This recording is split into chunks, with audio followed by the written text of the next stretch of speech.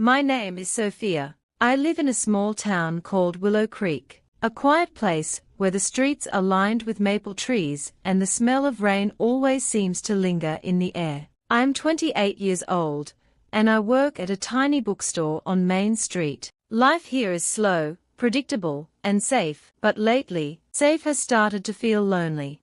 It had been 3 months since Mark left. 3 months since he told me he loved me but couldn't stay. 3 months since I learned that sometimes love isn't enough. I still remember the hollow feeling in my chest as he walked away, the way my hands shook as I touched the empty space where he had been. To cope, I started writing letters. Letters I never intended to send. I wrote about the nights I cried alone, about the dreams I had tucked away, about the small joys that reminded me I was still alive. I wrote about him, about me, about the silence that seemed to stretch endlessly around me. I put each letter into an envelope, sealed it, and placed it on a shelf in my apartment. Some days I wrote 10 letters. Some days I didn't write at all. One rainy afternoon, I was walking to the bookstore, holding my umbrella against the wind, when I slipped into my usual cafe to warm up. I ordered my coffee and sat by the window, staring at the streets blurred by rain. That's when I noticed a man in the corner, holding a notebook, scribbling quickly, oblivious to the storm outside. His eyes lifted and met mine for a moment, polite but curious. A week later, he returned, and we started talking. His name was Ethan. He said he came here to write, to escape the noise of the city. I told him about my letters, about how I wrote to stay sane. He listened carefully, really listened, without judgment. "Can I see them?" he asked softly.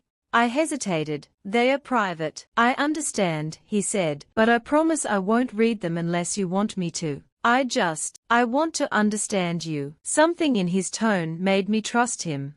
That night, I handed him one of my envelopes. He didn't rush. He didn't comment. He just held it gently, like it was made of glass. Over the next few weeks, our friendship grew. Ethan and I would meet at the cafe after my shift, talk for hours about books, music, and dreams we had almost forgotten. Sometimes the rain would pour outside, and we'd sit by the window, sipping coffee and watching the streets glisten. One evening, as droplets ran down the glass, I handed him another letter. "These are my confessions," I said quietly. "The parts of me I can't say aloud." He smiled softly. "Then I'll keep them safe. They are yours." Slowly, I began to trust again. I laughed at his jokes, shared old memories, and told him stories I hadn't told anyone else. My letters, my words, my heart, they were no longer locked away in a shelf, hidden from the world. Someone was holding them, not to use them against me, but to understand me. Then one day, I made a mistake. I wrote a letter about my fear of love, about how I had been broken once, and didn't know if I could risk it again. I left it on the table in the cafe, forgetting that Ethan would be there. When he arrived, he picked it up. I froze. "Please, don't read it," I whispered. "I already did," he said gently. "And I think you're braver than you know. You've survived heartbreak, and you've still opened your heart to life. That's rare, Daniela. That's beautiful." Tears filled my eyes. I didn't know why, but I felt seen, truly seen, for the first time in a long time.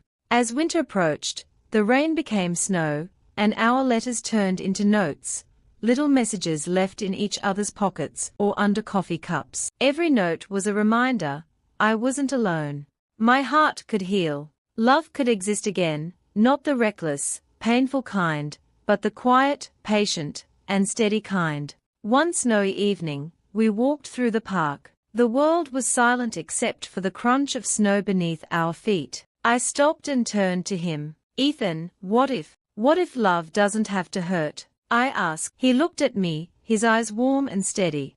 "Then we do it differently," he said. "We take it slow, we take care of each other, and we never hide." I smiled, feeling the weight in my chest lift, feeling the warmth of hope return. That night, I wrote my last letter, not to be sent, not to be kept, but as a reminder to myself. I wrote, "I am ready to love again. I am ready to be seen. I am ready to be whole." And for the first time in months, I felt it, the calm, the peace, the quiet joy that comes when you realize that heartbreak can be healed, and that love, the right kind of love, can be real.